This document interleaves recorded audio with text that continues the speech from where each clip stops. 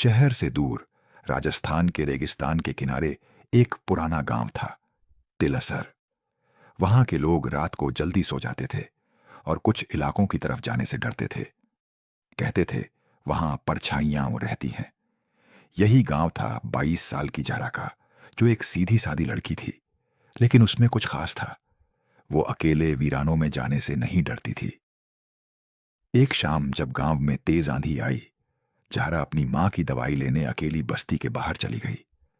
तेज हवा, उड़ती रेत और रोशनी की झलकियों में उसे कुछ महसूस हुआ, जैसे कोई उसे देख रहा हो। तभी झाड़ियों से एक धीमी सी आवाज आई, रुको। जारा डर के बजाय उलझन में पड़ गई। आवाज में डर नहीं, खिंचाव था। झाड़ियों के पीछे से एक ऊंचा, सांवला, चमकती आंखों वाला युवक निकला। उसका नाम था आरिफ। वो बहुत अलग दिखता था, जैसे कोई पुरानी किताब से बाहर निकला किरदार। तुम कौन हो? जारा ने पूछा। आरिफ ने मुस्कुराकर कहा, मैं मुसाफिर हूं जो बस खो गया है। जारा को उसकी बातों में अजीब सी सच्चाई लगी। वो दोनों धीरे धीरे बात करने लगे और हर शाम जब जारा उस वीराने में जाती, आरिफ से मिलती। आरिफ की बातें, उसकी आवाज, सब जादू जैसा था, और जादू ही तो था। एक रात जब जारा और आरिफ टीलों के पास बैठे थे, जारा ने पूछा, तुम कभी गांव क्यों नहीं आते? आरिफ ने गहरी सांस ली और बोला, क्योंकि मैं इंसान नहीं हूं जारा, मैं एक जिन्न हूं। जारा सन्न रह गई।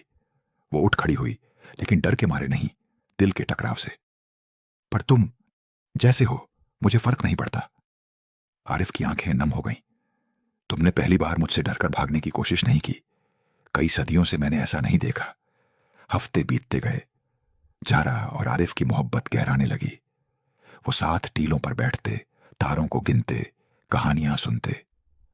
आरिफ ने उसे बताया कि वो किसी जमाने में एक इंसानी फकीर था, जिसे जादू से छिन्न बना दिया गया, और अब वो वीरानों में भटकता रहता है। जारा ने कहा, अगर मोहब्बत सच्ची हो तो हर लानत मिट सकती है। गांव में एक मौलवी आया जो बुरी आत्माओं को पहचान लेता था। उसे जारा की आंखों में अजीब चमक दिखी। उसने कहा, तू किसी और दुनिया से जुड़ी हुई है लड़की, तुझ पर साया है। जारा डर गई। उसने आरिफ से मिलने जाना बंद कर दिया। आरिफ उसकी पुकार सुन सकता था। एक रात वो गांव की सीमा तक आ गया, बस जारा की एक झलक पाने। जारा बाहर आई और फूट फूट कर रो पड़ी। सब कहते हैं तू मेरे लिए खतरा है, पर मेरा दिल कहता है तू ही मेरी जिंदगी है। मौलवी ने गांव वालों को इकट्ठा किया। अगर जिन्न है तो आज रात हम उसे कैद करेंगे। जारा ने आरिफ को चेतावनी दी, भाग जाओ, नहीं तो वो तुम्हें बांध देंगे। आरिफ ने मुस्कुराकर कहा, अगर मैं भाग जाऊं तो फिर मोहब्बत कैसी? उस रात जारा ने सबके सामने जाकर कहा, हां, मैं एक जिन्न से प्यार करती हूं, लेकिन वो बुरा नहीं है। गांव के लोग हक्के बक्के रह गए। तभी मौलवी ने ताबीज फेंका और आरिफ दर्द में चीखने लगा। जारा दौड़कर उसके आगे खड़ी हो गई। अगर इसकी जान लेनी है तो पहले मेरी जान लो। उस पल आकाश में बिजली चमकी, हवा तेज हुई और सब कुछ ठहर सा गया। जब आंधी थमी, जारा और आरिफ दोनों बेहोश थे। गांव वाले चुपचाप खड़े थे। मौलवी बोला, यह मोहब्बत सच्ची थी, तभी खुद प्रकृति ने इसे बचा लिया। आरिफ अब जिन्न नहीं था। उसका श्राप टूट चुका था। वो अब इंसान बन चुका था। जारा की आंखें खुली और उसने वही आवाज सुनी, मैं अब तुम्हारे साथ पूरी जिंदगी चल सकता हूं। वक्त बीता। लोग भूल गए कि कोई जिन्न था। पर गांव के बाहर एक छोटी सी झोपड़ी से हर शाम दो रूहें निकलती हैं। एक वो जिसने सदियों इंतजार किया, और एक वो जिसने बिना डरे उसे अपनाया।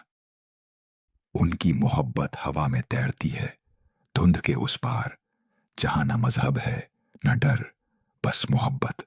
दोस्तों, अगर आपको यह वीडियो पसंद आई तो लाइक और सब्सक्राइब करना ना भूलें, और कमेंट में बताएं आपको किस तरह की स्टोरी पसंद है।